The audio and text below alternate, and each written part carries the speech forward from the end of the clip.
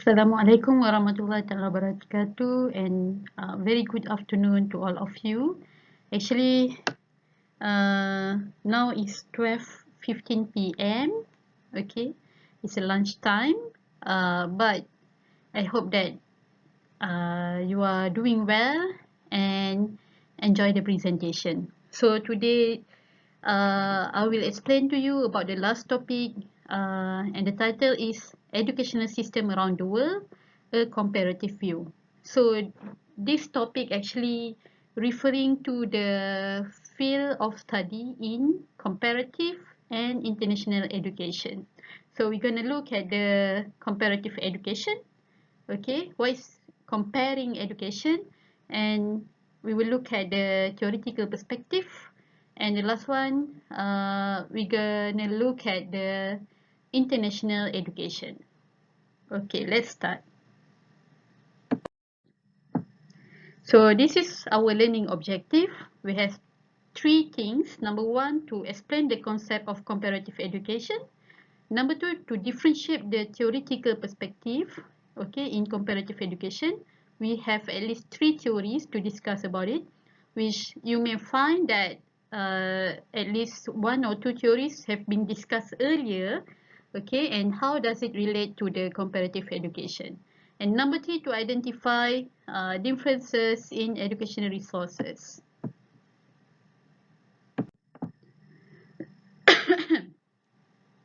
So for introduction, okay, we must know that education is not happen in just in our country. Okay, education is very big and very wide. It's a big industry. So education itself is not just in Malaysia. We have many and different education system around the world. Okay, so the variety, okay, of internal and external factors, okay, actually determine and shape the character and content of a country's education system. For example, in our country, we have different races, okay.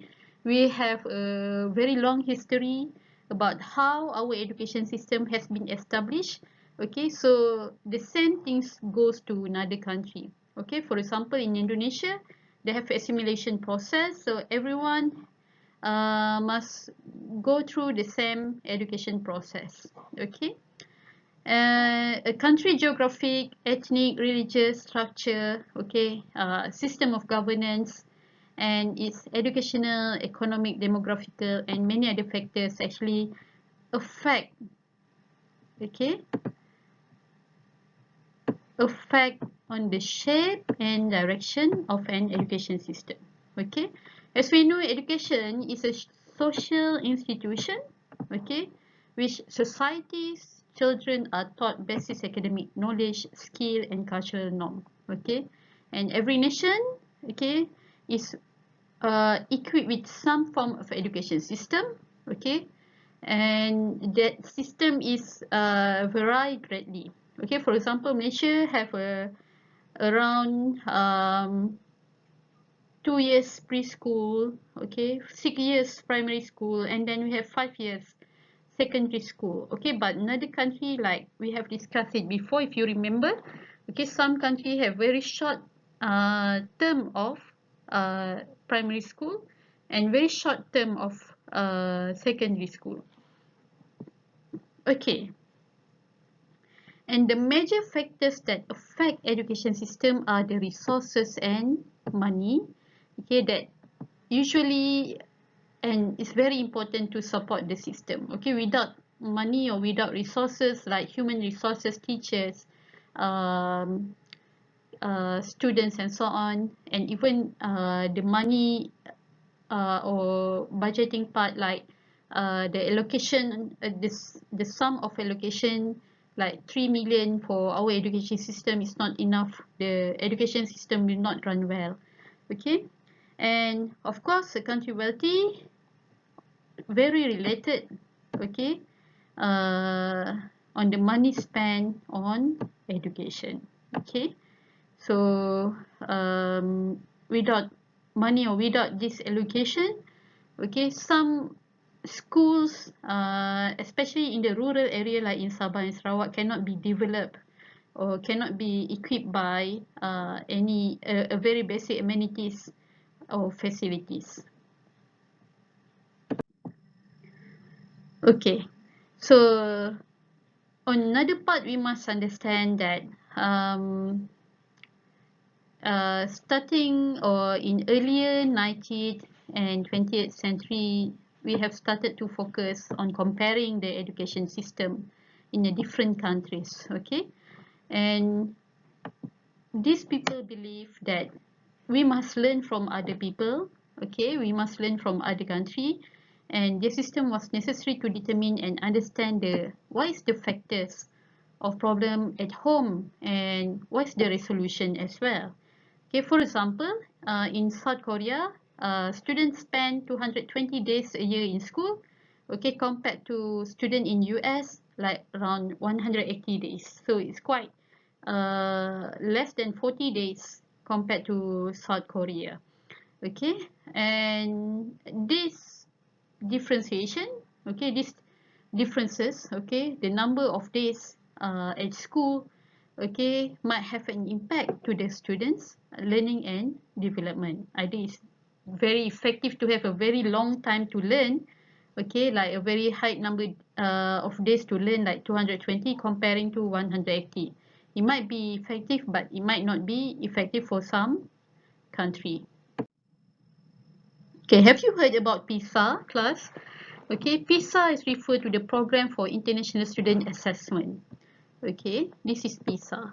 Okay, you can search at website. Okay, you just type PISA and the information will pop out in front of you. Okay, so PISA was administered to 15 years old students worldwide to investigate or to examine the students' performance, okay, especially in science and maths.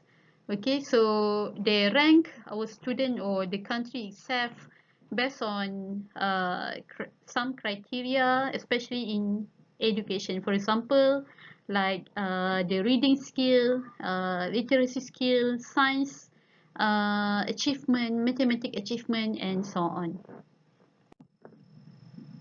Okay, so usually PISA have been what we call it main resources or become a main reference from many educators or experts in education to look what happened in one country education system that have effect on the students' development or students' achievement. Okay, now let's go to comparative education. Okay, what is it?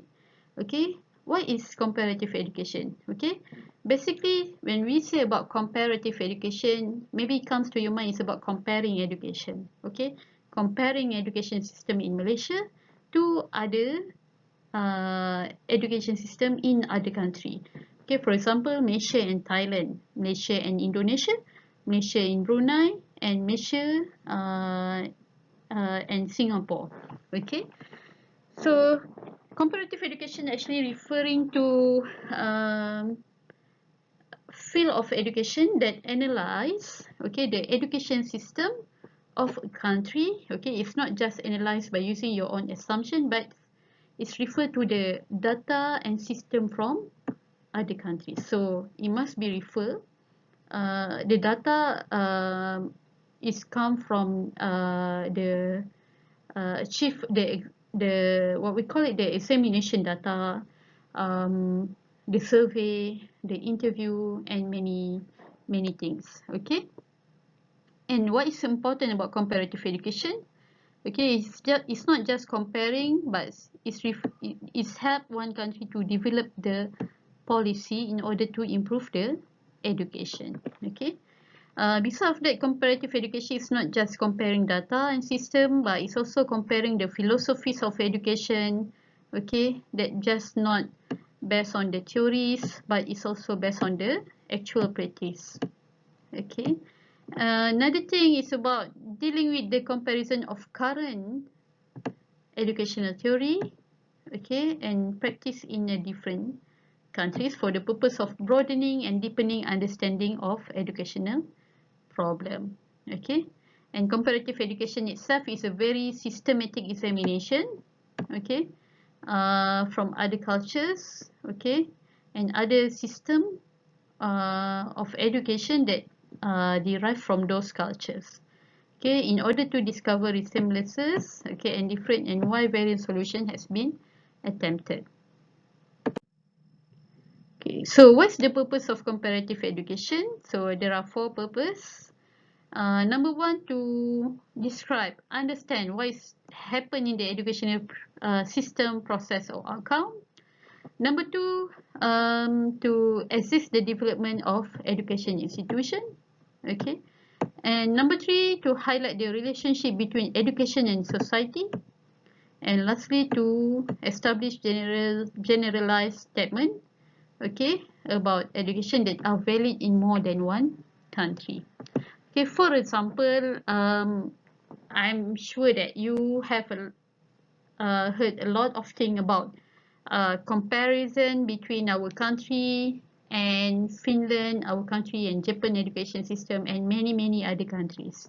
Okay, so when we are comparing, does we consider about other factors like the what we call it, the cultural background of the society, okay, how about the government's system or the governance of education, and also the allocation of money, for example. So when we are comparing those things, okay, for example, like we are arguing why our country is so left out in education system, like Finland and so on, we must keep arguing about other factors too. Okay.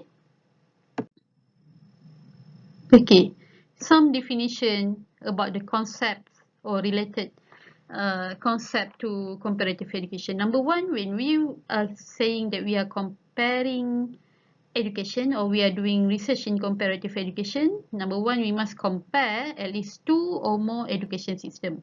For example, in my PhD study, I look at what happened in Malaysian education system, okay, that more our student, that shape our students learning style and so on, and how they adjust their learning style when studying in Australia. So we have two systems there. Number one is Malaysian education system. Number two is Australian education system. Okay, number two, the concept of CE, comparative education, okay, included how the philosophy, objective and aims, okay, policy and practice of education in other country influence the general development, okay, policy and practice in our country. Number three, okay, we look at how the development of education in the past, okay, influence the development of education in a particular countries. Okay, and lastly, to look at the school system, okay, of two or more country, okay, and other administrative things in order to make sure the education can be run at all level. So now let's take a look at the theoretical perspective. Why we do a comparative education, or how does people comparing and what they are looking for, okay, in education system. So there are three theories. Number one is functionalist theory, okay. Number two is conflict theory, okay, which these two have been discussed earlier, and I'm sure you still remember about it, or you can read the notes or the uh, what we call it, the information that have been discussed earlier in the class. And the third one is the newest theory. We call it Marxist theory. Okay, remember about the functionalist theory. Functionalist theory refer to function. What's the function of the society, the function of school, and so on. Okay, so the functionalist theory, when we talk about comparative education, okay, it was derived from the wider consensus theory that postulate, okay, that assume society, okay, are composed of interdependent parts, okay, which we must work together in harmony. Okay, so everyone have their own function and we must work together. Okay, so the functionalist theory argue that all these interdependent parts, okay, have the role to play, okay, to keep the whole society, okay, in equilibrium.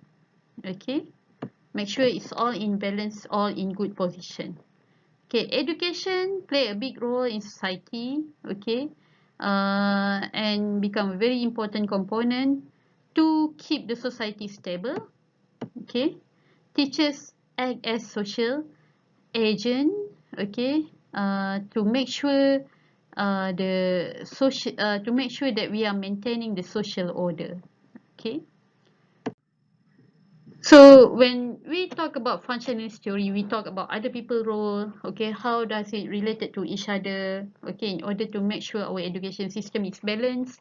Okay, comparative education look at how education systems socialize individuals, okay, and make them useful for the continuity of their societies. So the theory actually does not address the issues of conflict. Okay, it just explain the role, it just highlight the role of people. Okay, and it contend that conflict and challenge to status quo is harmful to society. So culture is seen as standardized pattern, okay, of activity, and link is link and act reciprocally upon each other. Okay, so comparative education use this approach to explain how culture and ideologies determine the education policies in different countries. Okay, next is conflict theory. Okay, so when we said about conflict, is referring to the demand of the supply. Okay, the differences between the interest group or the societies which lead to the conflict or to the arguments in the education system. So usually we look education is kind of like social stratification of society, mainly in terms of ownership of capital and the means of production. So this theory explains how education help in transition of the society, which also important in analyzing how class factors determine citizen access to the education. For example, like when we are comparing education between Malaysia and Africa, for example, okay, Malaysia is developing country, okay, but Africa is a poor country. So the conflict theory explain how does it in Malaysia, does every people in Malaysia got access to education? Of course, most of our people got access in education, but in Africa, for example, they don't have enough money. Only the rich people can send can send their children to learn and so on. So it's create the conflict. So the conflict theory itself explain the differences between these two, okay, and comparing the education system. Okay. So education, by using this approach, okay, when we look at the conflict theory, okay, society is expected to invest in education, okay, because this is the most valuable resources they could have. And educated population are considered to be more productive to societies than illiterate one, okay, and it help the students, country development. Okay, the third one is Marxist theory. Have you uh, heard about Marxist theory? Okay, actually it's come from Marx name. Okay, so it was named by this person's names. I mean, like this theory come from Marx. Okay. So Marxist theories argue that developed country, okay, in order to pursue power, okay, penetrate into developing countries, okay, through different ways to integrate into the capitalist system of fostering dependence. Okay, so Marxist theory claimed that educational relationship between the developed and less privileged society could lead to dependency. Okay, and some society believe that they cannot make meaningful change without the external support. So it must be a mutual relationship between the privileged one and the less privileged one. Okay, so the current world situation actually is a result from the domination by developed nation, okay, over the poor one. And in education,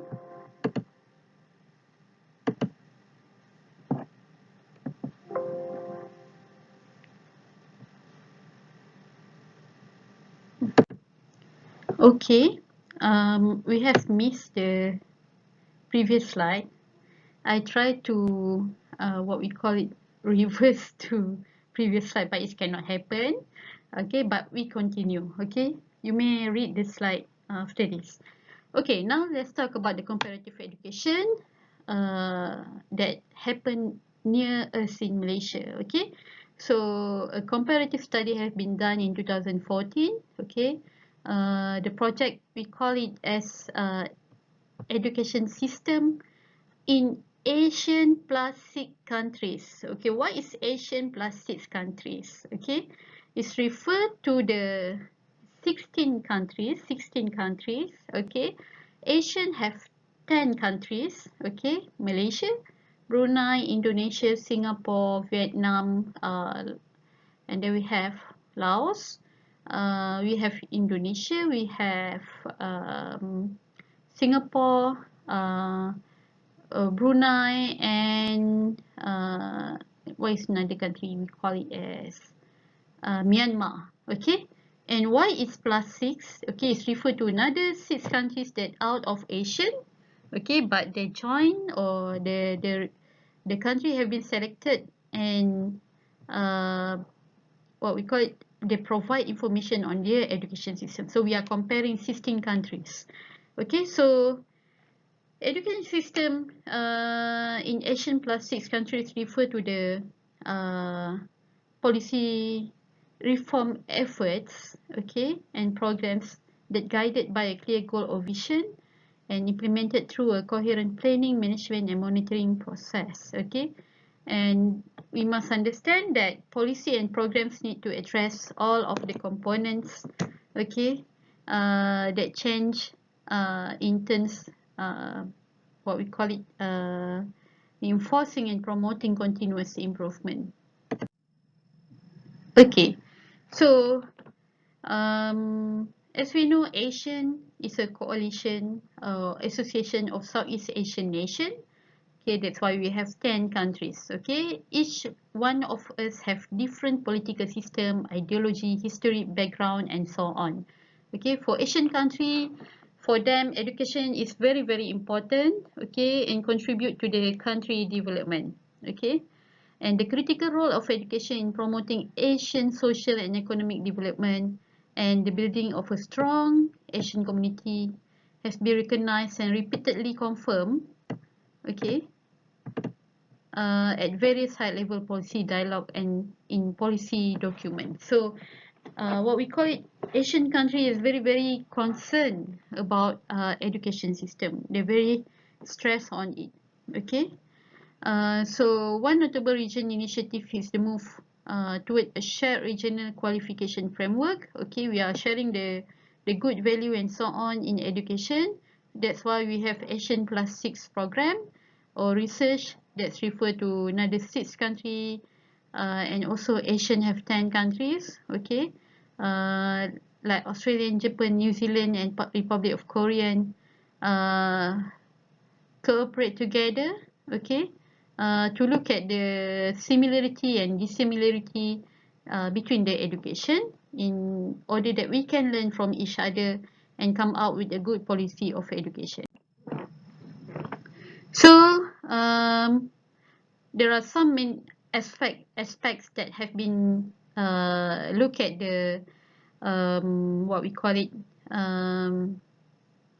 initiative, in this initiative, Asian Plus 6 initiative. So what they are looking for, or what they are comparing, is legal and financial commitment to education, which they found that some policies like right of the child, uh, internationally committing themselves to provide free primary education to all children. Okay, so actually this right have been built into most national legislation. Okay, and it's become an important regulatory instrument that outlining what, how, and when citizens of the country should start their education. Okay. Okay. Beside of that, okay, all Asian plus 6 countries have a legal provision, okay, for free and compulsory education for at least some level of basic education, like for example primary or preschool education. Uh, After they have done the research, they found that the average duration of free and compulsory education for the Asian plus 6 country is 7.7 years. So almost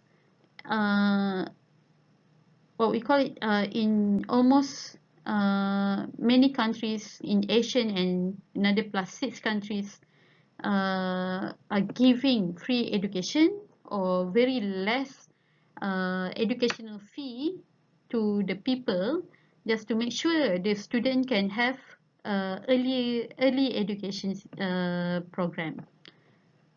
Okay, and it should also be noted that in some countries upper secondary education is provided free of charge, okay, even though it's not compulsory. For example, like in Malaysia and Japan. Okay, and on the other hand, although lower secondary education is compulsory in Vietnam and Republic Korea, only primary education is free. Okay, so Vietnam and Republic Korea may charge the students or parents for the education. Okay, so let's take a look at this data. It's referred to the years of free and compulsory education. Okay, based on this data, where is Malaysia? Here. So Malaysia usually spend like around 6 years, okay, of free and compulsory education. So we can say that the first 6 years of primary education, sekolah rendah 1 hingga 6 kan, dia 6 tahun. Jadi ini adalah pendidikan yang hampir percuma. Okay, walaupun ada pembayaran yuran dan sebagainya, tapi buku teks percuma dan sebagainya. Ada banyak-banyak perancangan yang they provided for free for students for the first 6 years. Okay, after that it's up to the student. Okay, it's not really compulsory. Student can make a choice either they want to go to secondary school or they want to stop and so on. Okay, but in Malaysia it's a compulsory for student to get a primary education. Okay, beside of beside of policy, we must understand about the financial commitment. Okay, usually countries in Asian and Asian plus 6 allocate 14.7% of expenditure on from the government allocation. Okay, maksudnya belanjawan tahunan, okay, selalunya diperuntukkan lebih kurang antara 15% belanjawan itu atau peruntukan itu hanyalah untuk pendidikan sahaja. Jadi semakin besar belanjawan atau peratusan itu adalah semakin baik untuk pendidikan. Okay, and the share of education in the total government expenditure varies across the country, like from 8.54% in Brunei, 22.3% in Thailand.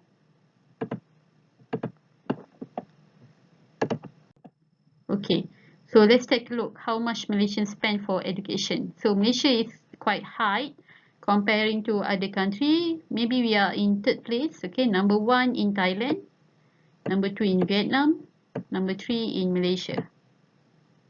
Okay, number 3 is Malaysia. So we can say that our government spend a lot of money to develop the education system. Okay. Okay, usually in most countries, private expenditure on education is substantial and stable. Okay.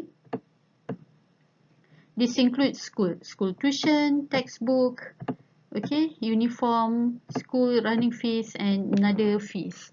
Okay, so we can say that most of the people in Asian and another 6 countries are what we call it willing to spend money for their children's education. Okay, so it's quite stable because this kind of expenditure is quite private. Okay, it's come from parents, it's come from the student itself. It's not just by it's not just a sponsorship from the government. Okay, so people are willing to do that, okay, for their children education.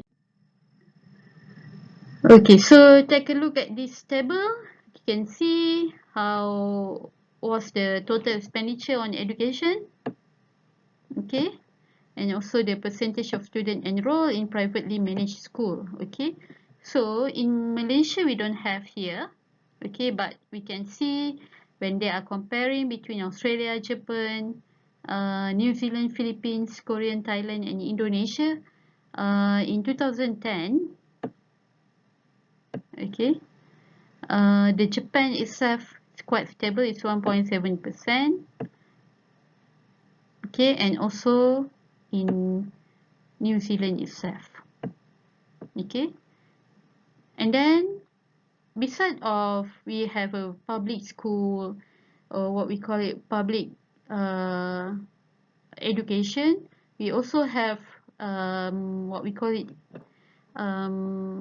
people or parties that provide a private education. That's why in Ministry of Education we have a private sector, okay, ataupun bahagian sekolah swasta di dalam Kementerian Pendidikan Malaysia itu sendiri untuk memantau sekolah-sekolah swasta di dalam negara kita. Okay, because there are a demand ataupun orang kata ada permintaan, request from the parents, okay, especially those who are expatriate. Expatriates mean you are from another country, you come to Malaysia and working here with a what we call it legal visa. Okay, you have children, so where should they go for education? So the parents think that they must go for international school or private school because the syllabus, the social setting in that school, okay, we have many other people from other countries, the vibe is same, and so on. So we can see that actually in Malaysia, okay, there are 1.2% students are enrolled in primary school, okay, 4.1% in lower secondary school, and 3.9% in upper secondary school. Okay, the latest statistic that I have read about international school in Malaysia, we have around 14 to 17,000 students. It's around, if 14 to 17,000 is just over million, it's just 1.1% or something like that. Enrolling in international school or private uh, education system in Malaysia. So, but the number actually is getting increased, okay, because people are start thinking the quality of education. Okay, they might think that quality of education in private or international school is much more better than public school in Malaysia. So this is one thing that we can use to comparing and understanding the international education setting. So that's the last slide, I think. As a conclusion, comparing and understanding the international education field is very important to the teachers. Okay, you may want to teach at other country later. Okay, who knows? Okay, you get an offer from what we call school institution in or education institution at other country. So by understanding this topic, okay, you may open your mind, okay, to look at the differences. Okay, what can we learn from that? Does that practice good to our country, or maybe our country have a better, or what we call it, have a good practice, uh, but we just need to improve it by learning from other people policy. So improving education is not only about make sure students come to the school, but it's about ensuring young people, okay, are prepared for the world beyond their textbook, okay, and beyond the school grounds. Education is about providing youth the opportunity to find decent work, earn a living, contribute to their community and society. Okay, so at the end of the what we call at the end of the time, we must understand that our students will also become a global citizen. Okay, they may not work only in Malaysia, but they may work outside in other country. So they are, of course, need to give back to the society, whatever or wherever they are living and learning. So I think that's all for today's topic. Okay, the lecture. Okay, after this, you may watch the video regarding a school system in other country, and you may give your opinion in forum. Okay, I think that's all for today. Thank you so much. Assalamualaikum warahmatullahi taala wabarakatuh.